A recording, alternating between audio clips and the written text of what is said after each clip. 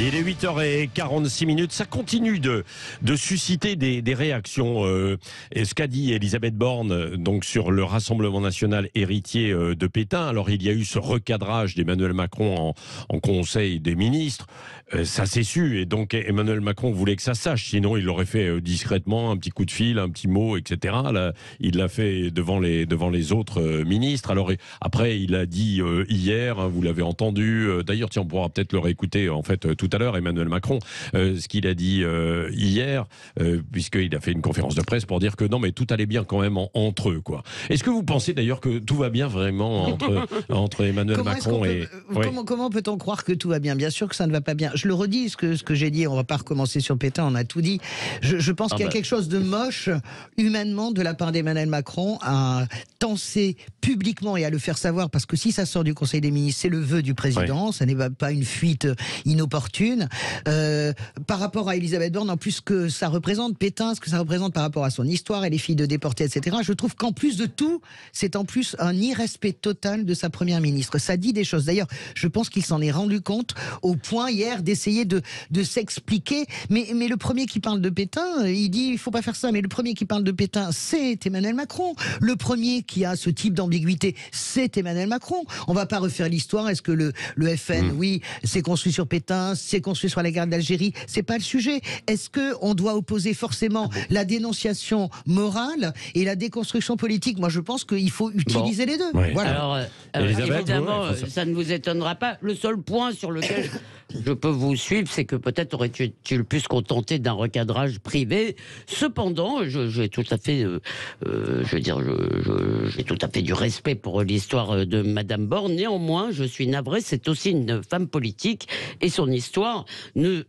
justifie pas qu'elle ne fasse pas de politique, à mon avis. Parce que moi, contrairement à vous, je fais partie de ces idiots que vous avez dénoncés, ma chère Françoise. Non, mais vous n'étiez pas dedans. Vous sauverez toujours. Mais non, mais gentiment, mais ça va, je ne dis pas ça pour polémiquer, je dis ça pour rigoler. Je sais bien que vous ne me trouvez pas idiote. Donc je fais partie de ces gens que vous avez dénoncés qui pensent que, effectivement, face au Front Pu, au Rassemblement National, la moraline, l'incantation anti-nazi, si vous voulez, F comme fasciste et N comme nazi. Non mais c'était ça. A fait passer le Front, ou le Front Pu, le RN, de 5 à 25% de l'électorat. C'est quand même réussi. Je crois pas que c'est ça. Pardon, je finis. Cette diabolisation, si vous voulez, qui, en gros, a consisté à dire aux classes populaires, vous êtes des ploucs, vous aimez pas les merveilles de la diversité, vous êtes des racistes, et nous avons de la hauteur morale, des valeurs, nous sommes la République. Pas tout à fait ça. Excusez-moi, ça fait 40 ans qu'on l'entend. Et je pense qu'Emmanuel Macron a tout à fait raison de dire que ce combat est stupide. On ne le mène pas comme ça. Et c'est ce que Alain Finkielkraut, je finis là-dessus, disait, on n'arrête pas de faire cadeau du réel au Front National. Eh bien, il faut plus, si vous voulez les combattre, il ne faut plus leur faire cadeau du réel, il faut répondre à ce que demandent ces électeurs. Je crois que une chose n'empêche pas l'autre. Que Emmanuel Macron dise ça, c'est opposer les deux qui ne sert à rien. Moi, je pense, contrairement à ce que vous dites, que la condamnation et le rappel des origines du Rassemblement national, qu'il ait changé d'habit, de toute façon, la matrice reste toujours la même. Bon, ça, c'est mon point de vue. Et le communisme ? Et ce n'est pas mais bien sûr, mais moi, je ne vote pas communiste, donc je connais je connais la limite du Parti communiste. Je veux dire par là que, quoi qu'il advienne, et puis je fais pas de signe égal, quoi qu'il advienne, là, je crois, moi, au contraire, que la réprobation morale a créé un surmoi en France, dans ce pays, qui fait que Marine Le Pen, et j'en suis absolument persuadée, ne sera jamais président de la République. Ça me fascine que vous croyiez encore ça, alors. Mais j'en suis tout à fait persuadée. Et je crois vraiment qu'il est important de ramener toujours les choses. Elle a rien dit d'extravagant. Laissez-moi juste vous dire un mot quand même.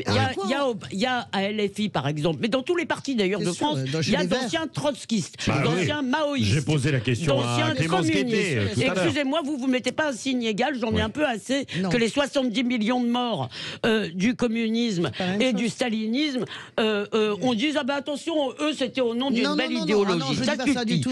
Non, mais pas vous, mais cette indulgence commence à me taper sur le système. Alors je n'ai aucune indulgence par rapport pas la vôtre. Je pense que les diables doivent rester là aux oubliettes. Vous comprenez ce que je veux dire? Eh ben oui, ça y est, c'est fini. Pétain, c'est fini. Hitler, c'est fini. Et Staline, c'est fini. Concrètement, moi, je pense justement que, contrairement à vous, et ce serait bien d'avoir un vrai débat d'historien là-dessus, ça m'intéresserait. Je crois que la question de Pétain n'est pas réglée. Je pense que la question de la France de Pétain et la France de Moulin est une sorte de trou noir, une sorte de vortex encore dans notre histoire qui n'est pas réglée. Il y a des sujets qui ne sont pas réglés. Celui-là en fait partie. La guerre d'Algérie n'est pas quelque chose de réglé. Et je pense que pourquoi ça polémique comme ça? Parce que on appuie encore sur quelque chose qui n'est pas réglé. Je pense que la collaboration n'est pas réglée. Pardon, Françoise, il y a quand même un confort à se balader aujourd'hui. Pardon, je finis. En expliquant qu'on est antifasciste ou anti-nazi. Parce que lutter contre le nazisme, si vous voulez, quand il n'y a pas de nazis en face, il n'y a rien de plus gratifiant. Alors oui, c'est vrai, sauf que vous avez vu, il y a parfois des images où certains reviennent en Italie, vous l'avez vu, en Allemagne, avec les drapeaux nazis. Bien sûr, mais j'ai pas dit qu'il n'y avait pas des groupuscules. Je dis que quand il y en a encore. Non, mais c'est pas contre cela qu'on lutte. Enfin, si vous voulez, je veux bien qu'on nous explique que 500 types sont en train de menacer nos républiques. Non, c'est pas ce que je dis, c'est que je dis que Marine Le Pen, c'est pas le sujet. Je ne dirais pas ça. On arrive au résultat pitoyable, si vous voulez, d'un homme. Je parle de politique là. Allez. On arrive au résultat pitoyable d'un homme, Emmanuel Macron, qui est élu par 2 fois sur justement une réprobation morale de son adversaire. Vous avez raison là-dessus. Il est élu sur la réprobation morale de l'adversaire, Marine Le Pen, pas sur son incapacité à gouverner. Et il est élu là-dessus et il joue avec ça. Et il n'a pas à jouer avec ça. Non mais vous avez raison. Moi, ce que je reproche, je sais pas ce qu'il a dit là, c'est Oradour-sur-Glane entre les 2 tours de 2017. Vous vous rappelez? Oui, alors redites pour les auditeurs. Entre les 2 tours, si vous voulez, il était allé à Oradour-sur-Glane et au mémorial de la Shoah. Le message était un peu gros comme une maison. Face au nazisme, c'est moi. Oui, voilà. Et donc, mais peut-être un auditeur va nous départager. Frédéric de Bergerac est avec nous. Frédéric de Bergerac. Bonjour Frédéric. Bonjour à vous tous. Bonjour Frédéric. Bonjour. Alors, bonjour. Moi, je trouve que je suis désolé, mais c'est de la...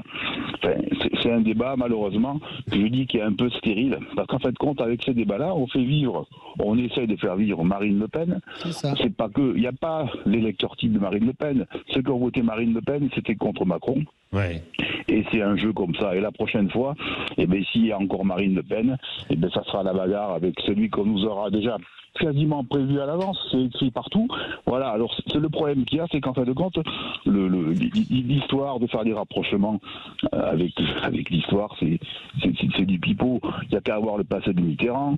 Plein de gens aujourd'hui socialistes, quand je leur apprends que Mitterrand, alors ça on le sait, bon, c'est l'appartenance.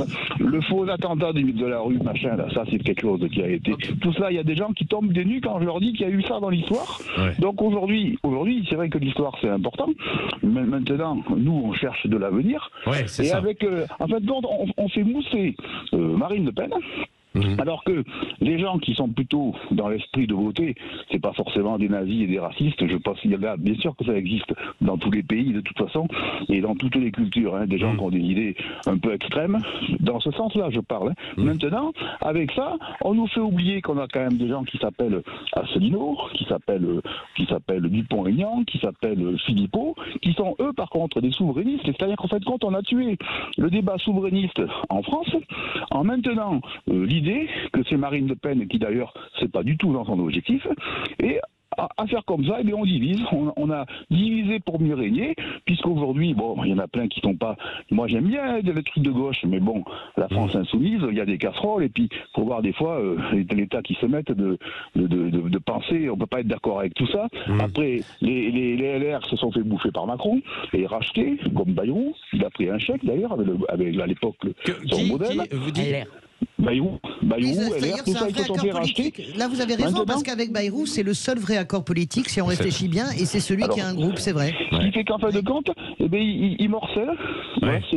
Pour garder le pouvoir, il y aurait rien de plus simple à faire, c'est diviser pour mieux régner. Ce que vous dites, Frédéric, si je résume, c'est arrêtons de regarder et de se tortiller, entre guillemets, avec le passé, regardons plutôt devant nous, quoi. Voilà, mais le débat sur Marine Le Pen, ça l'a fait vivre plutôt qu'autre chose. Il y a Alors, d'un mot. Bon, on arrête justement sur ce débat. D'un mot, quand même aussi, il y a cette question quand même de confiance. Est-ce que Elisabeth Borne va rester ou pas, bien sûr. Vous avez vu, Emmanuel Macron, hier, a fait cette petite déclaration. On écoute Emmanuel Macron, en fait, hier. L'extrême droite ne peut prospérer que sur le déni de réalité. Voilà ce que j'ai dit. Quant à ce que j'ai pu entendre sur Madame la Première ministre, je veux ici lui redire toute ma confiance. Et vous savez, j'ai un mode de fonctionnement simple. Quand j'ai des choses à dire, mes premiers ministres depuis 6 ans, je le dis dans un colloque singulier dont rien ne sort.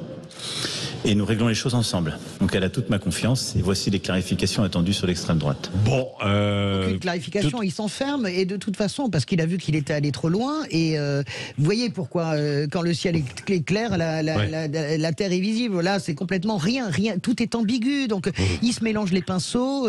Évidemment que Elisabeth Borne a un bail qui est extrêmement limité. De toute façon, ça n'a jamais été le choix d'Emmanuel Macron. Non mais excusez-moi, mais on oublie quand même que la relation entre le Premier ministre, c'est une confiance asymétrique en quelque sorte entre le Premier ministre et le Président. Et Madame Borne est un collaborateur, une collaboratrice en l'occurrence du Président, comme tous les Premiers ministres, à part ceux qui avaient beaucoup de surface politique. Si vous voulez, on a eu un Pompidou qui est d'ailleurs devenu Président, il y a eu Chirac, Giscard et tout ce qu'on connaît, mais disons que là on a des Premiers ministres qui sont en gros sous la coupe complète du Président. Peut-être il n'y a que François Hollande qui n'a pas gouverner peut-être un peu moins comme ça.